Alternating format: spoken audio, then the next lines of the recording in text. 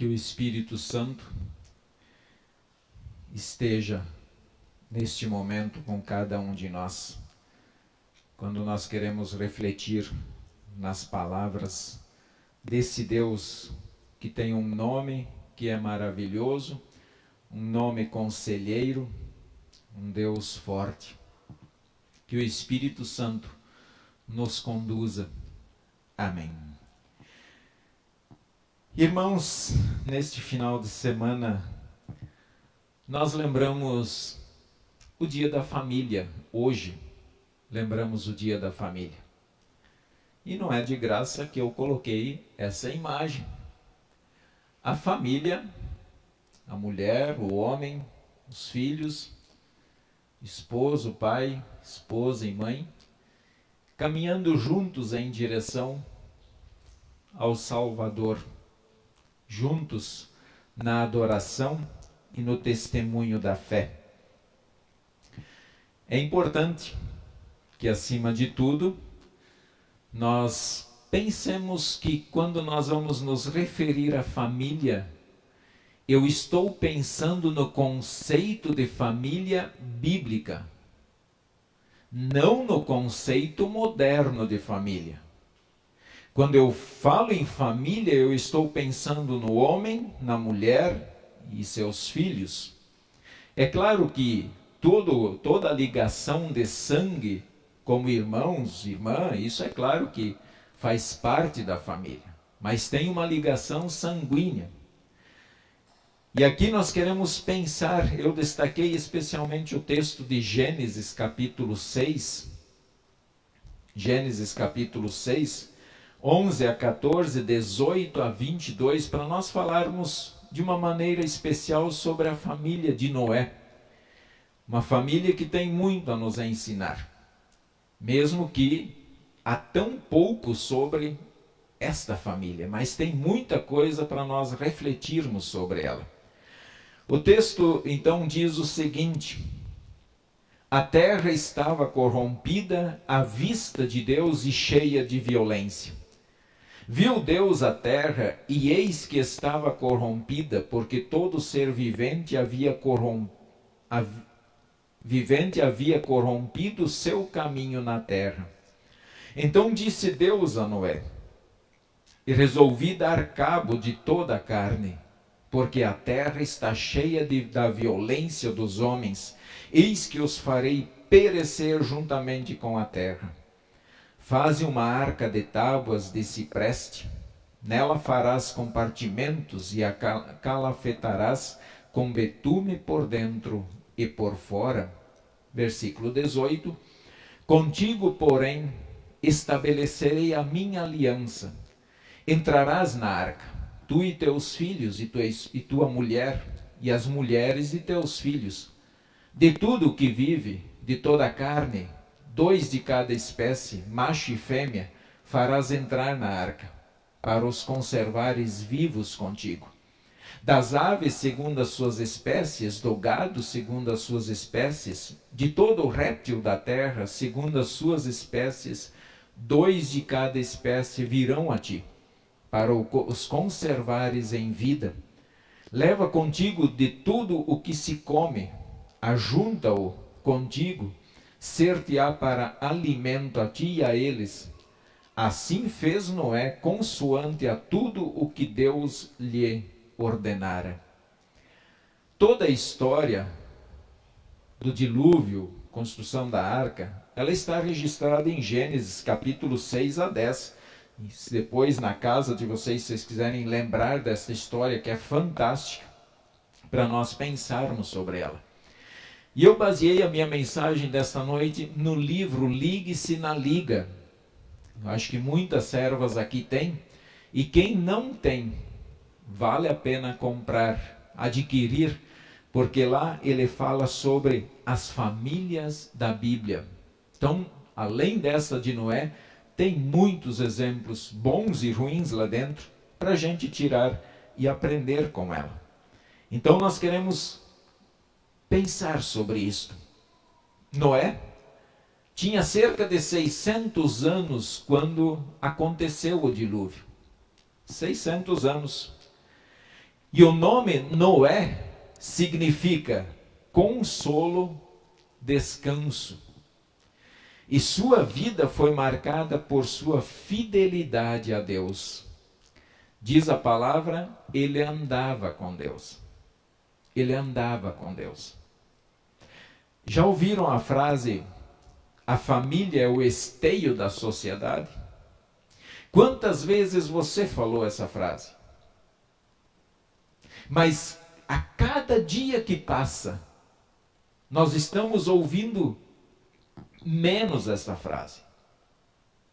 Isso parece que está tão longe agora. Isso já não é mais dito com frequência. Porque poucos ainda acreditam que a família é o esteio da sociedade. A sociedade que temos hoje nada mais é do que o fruto do que foi plantado alguns anos atrás, que vocês lembram muito bem, quando o pensamento moderno começou a entrar e a ser difundido no país e no mundo. O conceito de que agora, e hoje muito mais evidente, o conceito de que família é 2 homens, 2 mulheres, ou talvez apenas um grupo de pessoas que resolveu morar junto e viver de qualquer maneira. Então, esse conceito de que família é esteio da sociedade, ainda são poucos os que de fato acreditam nisso. Hoje, muitos se deixam levar pela maré, pelo pensamento de que não importa o que a Bíblia apresenta, esse conceito de família, essa estrutura de sociedade, isso já não existe mais, isso não funciona mais nos nossos dias. No tempo dos nossos personagens, Noé e sua família, as pessoas não se respeitavam, eram corruptas, violentas, injustas, não queriam saber de Deus. Essas qualidades daquela sociedade lembram alguma coisa para vocês? Parece que isso foi escrito ontem ou hoje de manhã. Olhe para a nossa sociedade. Se muitos não estão aí lamentando a situação. E como está a nossa sociedade hoje? Mas uma coisa é certa, o exemplo convence. Sabemos pouco sobre Noé e menos ainda sobre a família de Noé. Mas a Bíblia nos diz que ele era um homem justo e que andava com Deus. Homem justo e que andava com Deus. Ele era pecador. Sim, Noé era pecador. Assim como eu, assim como vocês. Ele não era diferente. O que tinha de diferente nele é exatamente o que tem de diferente em nós. É a ação de Deus na vida da gente. Fora isso, todos são corruptos, todos são injustos e todos iriam ser eternamente condenados. Mas Noé também foi apropriado da justiça de Cristo, e isso está escrito lá no texto de Hebreus capítulo 11, versículo 7. Porque Noé obedeceu a Deus, isto lhe foi imputado pela justiça, e ele se tornou herdeiro desta justiça de Deus. Ele é chamado de pregador da justiça. Pregador da justiça. Vocês imaginam 120 anos entre o início e o processo final da construção da arca? 120 anos. Mais velho do que a nossa IELB no Brasil. Esse foi o tempo que Noé começou, e durante todo esse processo todo ele continuou pregando a palavra, pregando arrependimento. E olha só, 120 anos, quando Deus falou com Noé, era ele e sua família. 120 anos depois, era ele e sua família. 120 anos pregando e as pessoas não se arrependendo, não reconhecendo. Mas ali nós aprendemos uma coisa que é fundamental: a persistência. Quando você está certo na palavra de Deus, não importa se o mundo todo pensa diferente. Mas se você está com Deus, segue neste caminho. Não abandona, persista. O que Noé fazia agradava a Deus. É claro que Noé também teve a ação desse Espírito Santo na vida dele, desse Deus que transforma corações e motiva.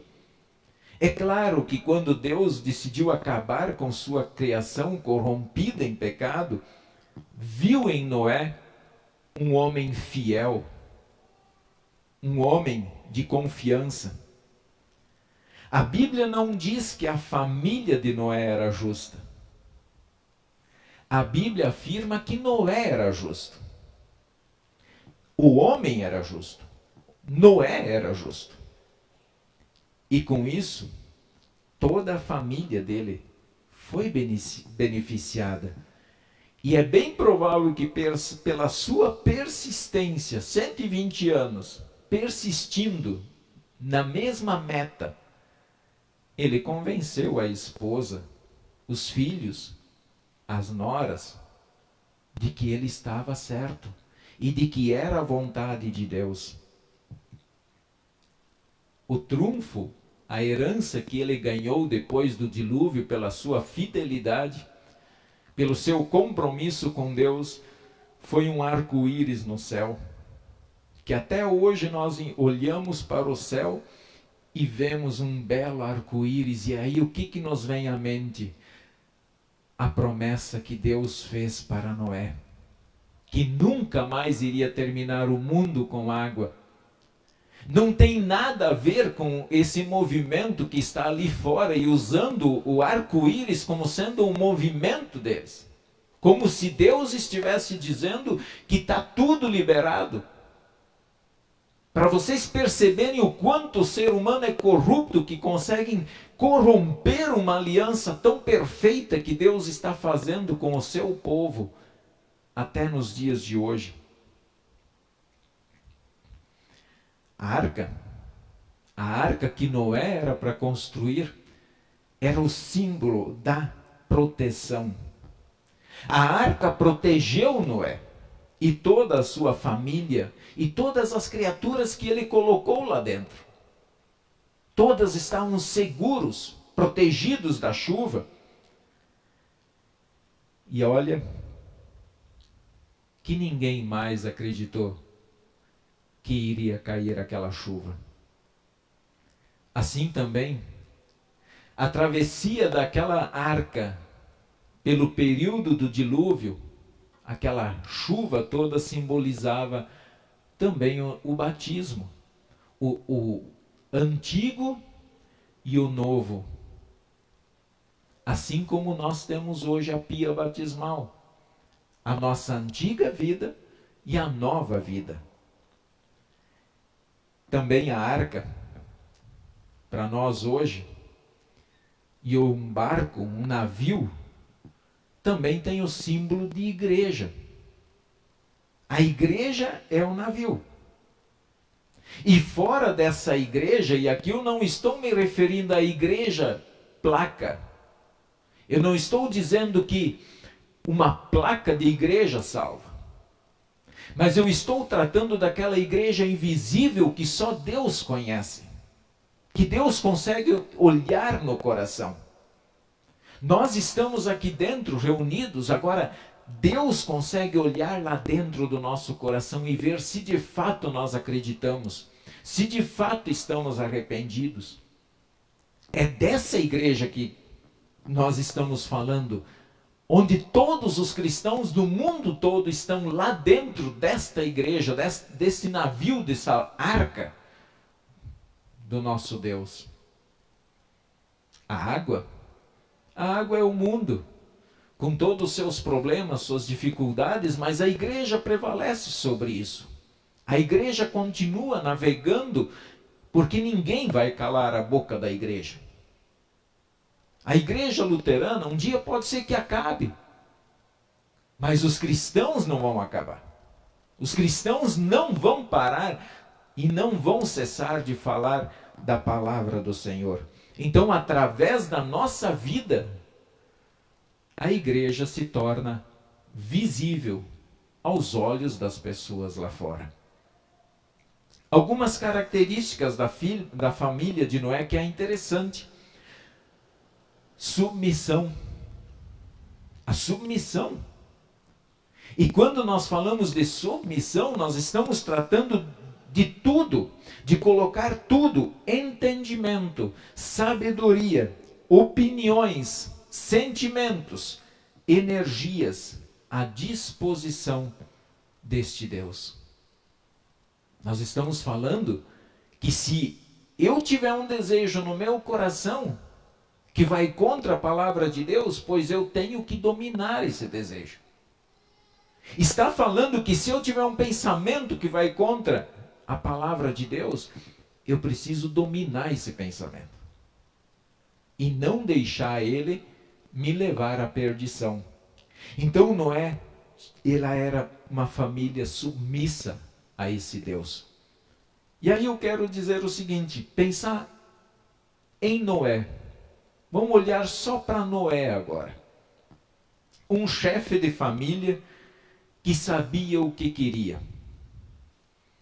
Ele sabia o que ele queria. Ele sabia aonde ele queria chegar. Ele sabia qual era a meta. E mesmo com todas as dificuldades, mesmo que as pessoas tiraram sarro dele, mesmo que as pessoas chamavam ele de gagá, de doido, de louco e assim por diante, ele tinha um caminho. Então era um chefe de família que sabia e que era muito firme nas suas convicções. Nós vemos ele como muito firme com relação aos seus filhos. Firme no sentido de dizer, não, é aqui que nós vamos andar. Mas também amoroso com os filhos. Porque eu penso que os filhos, se todo mundo já estava pervertido, os filhos, para seguirem o pai tinha que ter alguma coisa especial nele que atraía os filhos e que tornava os filhos obedientes ao pai. Se não fosse, os filhos teriam abandonado o pai. Todo mundo aqui já foi jovem. E quantas vezes nós olhamos para os nossos pais e os criticamos? Quantas vezes nós olhamos, por não entender a visão deles, os criticamos? Vamos olhar para a esposa de Noé. A esposa, obediente, corajosa, dedicada, persistente, companheira, ajudadora, educadora, segunda mãe da humanidade. Imaginem vocês ao lado de um homem que hoje começa a construir uma arca e você fica sozinho para construir, você, seu esposo e seus filhos. Tem que ser uma esposa muito companheira, hein? Todo mundo dizendo, escuta, isso aí é loucura. Isso é besteira. Isso não vai chover tanto assim. E a sua companheira ali do seu lado. Filhos obedientes, submissos ao seu pai. E eu vejo que com muito amor, com muito carinho. Noé, como sacerdote do Deus Altíssimo, apesar dos costumes da época, os filhos dele casaram-se apenas com uma mulher, porque lá não importava, o homem podia ter 5, 10, 20, quantas conseguisse sustentar, né? Então isso era comum. Mas os filhos acreditaram no pai. Os filhos conhecendo a integridade do pai. Um homem de visão, acompanharam e seguiram os conselhos de seu pai. As noras, que dirá as noras então, hein? As noras, obediência e confiança. Quando chegou a hora de entrar na arca, as 3 mulheres acompanharam Noé e sua esposa e entraram. Foram lá. E sabe o que é mais interessante? A gente imagina, e os filmes apresentam que Noé terminou a arca, começou a chover e eles correram para dentro da arca. Não, não foi assim. Eles entraram na arca, fecharam a porta e 7 dias depois começou a chover. Então você imagina agora você 7 dias trancado num lugar seco, esperando a chuva cair. E todos estavam lá dentro. 7 dias esperaram até que a chuva caísse. A bênção sempre acompanha a obediência. Nós pedimos tanto a bênção de Deus, mas na fé, eu estou a fim de ser obediente a Deus também? Ou eu penso que, pelo fato de eu crer, Deus é obrigado a me aceitar a minha forma de pensar e de agir e de viver? Pensemos sobre isso. Imaginem quanto aquela família precisou aguentar, mas permaneceram unidas. As pessoas daquela família não arredaram o pé, porque acima de tudo confiaram nas palavras de Deus.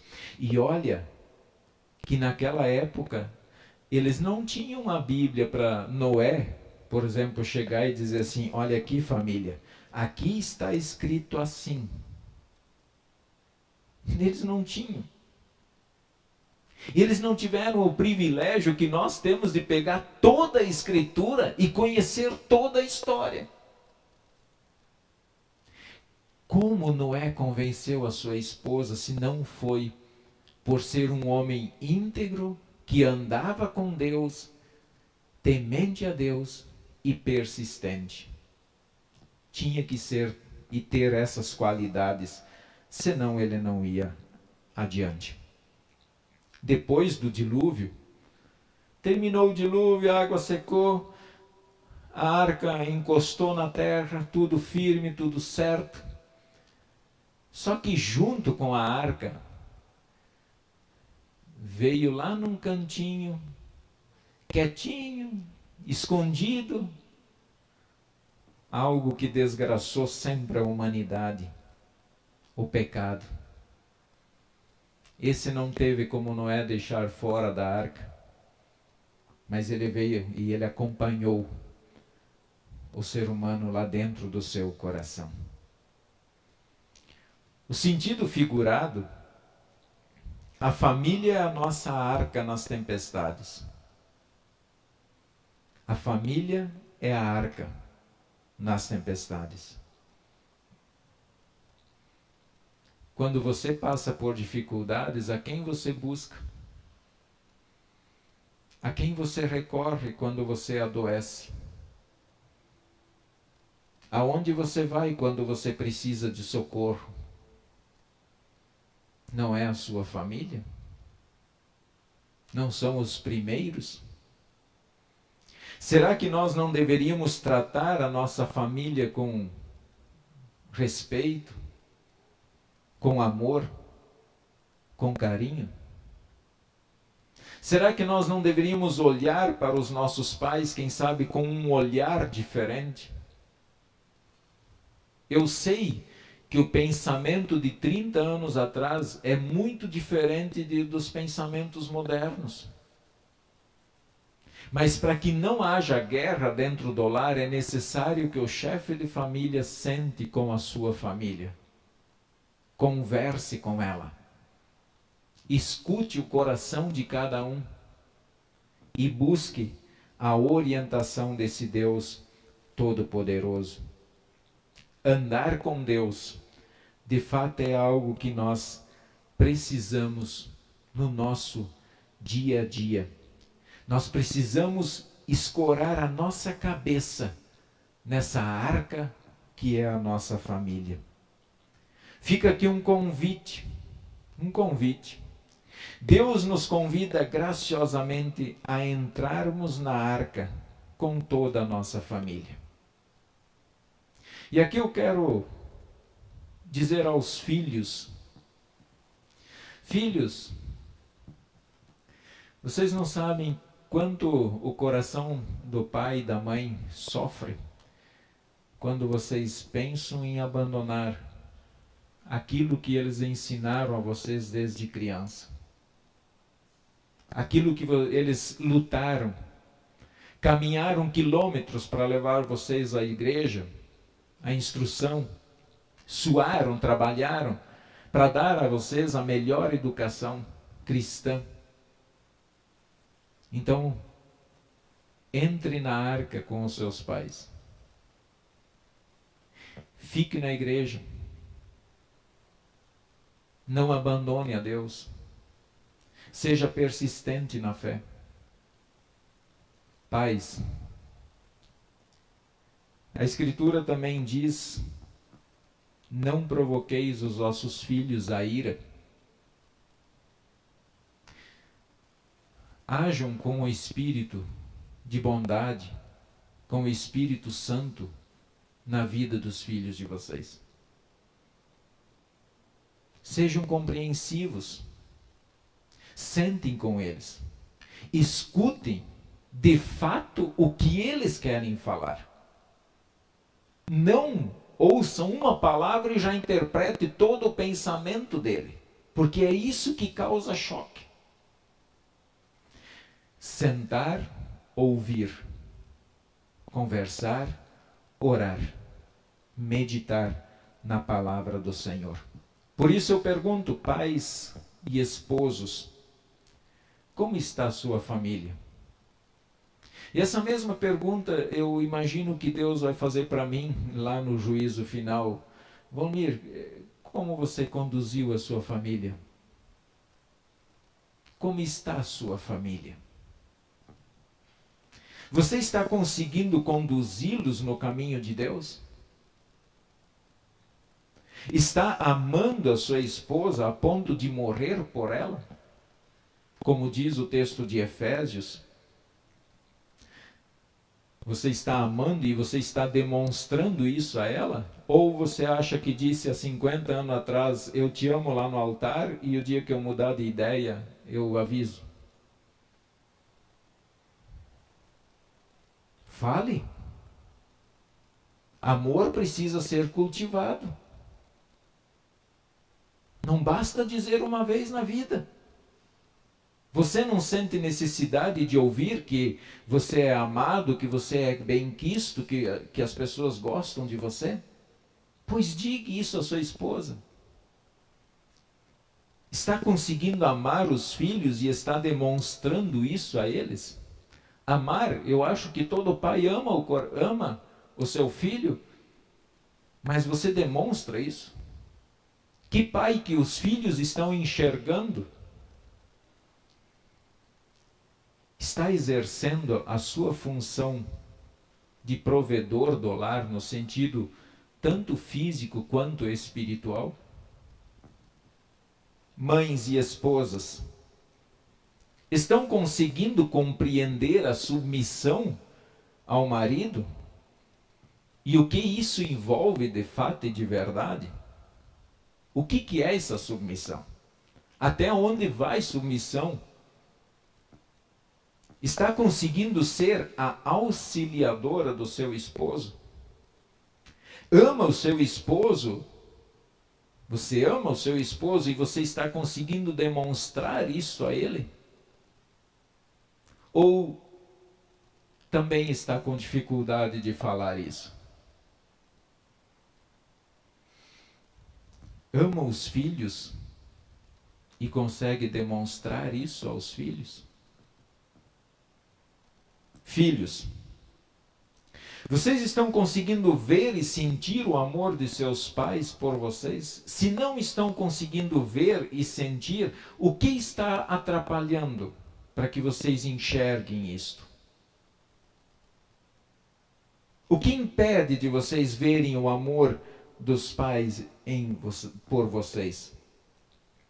Vocês estão conseguindo honrá-los como autoridades constituídas por Deus sobre você? A primeira autoridade no mundo sobre nós começa dentro do lar. São os nossos pais. E não importa quantos anos eu tenha, quantos anos a minha mãe, ainda que está viva, tenha. Eu devo honrá-la. A honra, a gente nunca deve perder pelos pais. Sempre tem que existir. E quando a gente honra, diz Deus que nós temos uma vida longa sobre a terra.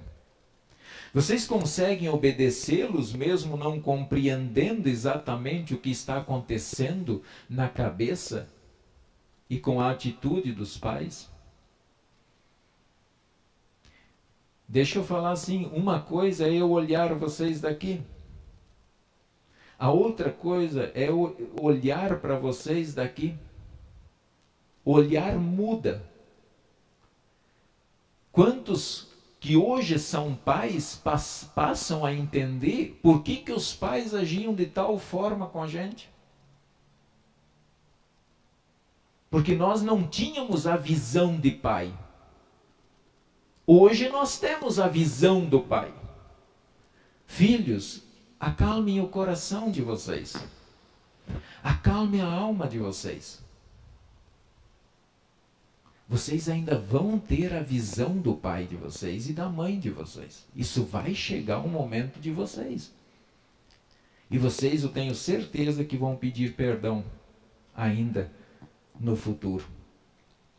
Por isso, pai, mãe, filhos, busquem manter e fortalecer o laço familiar. Não aceitem o conceito moderno de família do mundo. Não aceitem. Porque não é esse o conceito que está perante os olhos do nosso Deus. Busquem em conjunto o reino de Deus e a sua palavra. Busquem a vontade de Deus acima de tudo. Você quer ser feliz? Faça a vontade de Deus em primeiro lugar. E eu não estou falando aqui em fazer no sentido de ser salvo, mas fazer na fé. Se Deus, o meu Pai, me pede para alguma coisa, é porque Ele me ama, é porque Ele quer que eu ande por aquele caminho e Ele está querendo a minha salvação. Então, obedecer na fé. Vamos juntos na palavra, vamos juntos como família no batismo, que é o perdão diário. Vamos juntos na Santa Ceia como família. Ali Deus vai fortalecer vocês e vai dar uma nova visão a vocês. Nestes meios Deus vai guiar, consolar e animar o coração de cada um. E a autora escreve o seguinte, para terminar, vou citar aqui o que ela escreveu. Vivemos no tempo da graça de Deus.